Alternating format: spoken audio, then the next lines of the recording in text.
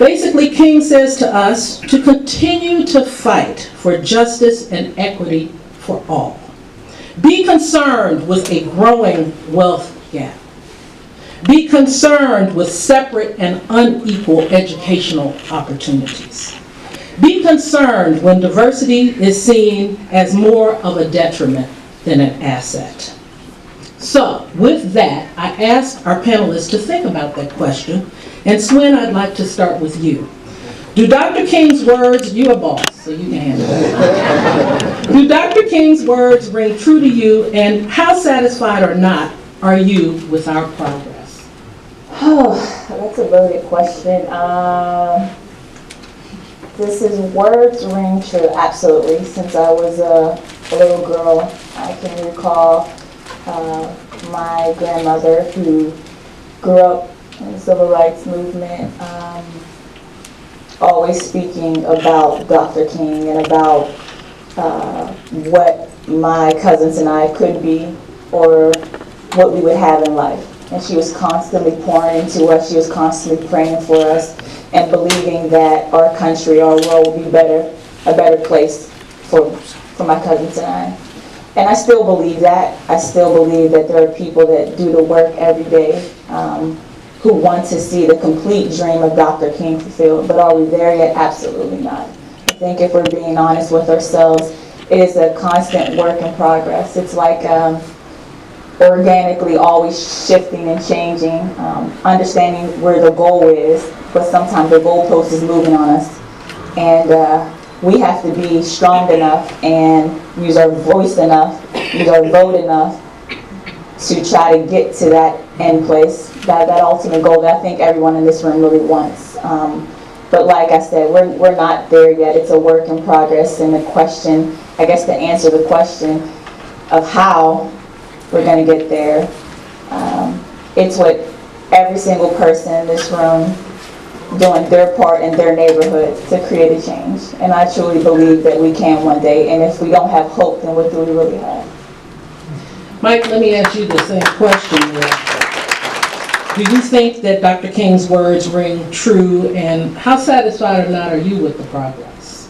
Well, I agree with Swin. I think his words do ring true. As far as being dissatisfied, I think none of us are satisfied with the state we're in today. Sorry, I look over you like this, kind of hard. Suit's kind of tight. Yeah, I'll look for it. But, you know, in all honesty, I saw a stat the other day that said, 1% of the world's population has more wealth than the other 99%. And when you think of things like that, it blows your mind completely. You know, how can we be living in a world satisfied with our daily life when you have the majority of the world living in a state that is not satisfactory? And when you think about here in Memphis, child poverty rates are high, unemployment's high. All these things are still a problem, they're still an issue today. And it's been 50 years since Dr. King gave his speech and did what he did here in Memphis. So it's nothing to be satisfied about, a lot of work to be done. But like Swin alluded to, it's all of our responsibility, especially us in positions that we are in, the platform that we have, to try to make a stand and make change and be activists in the same sense.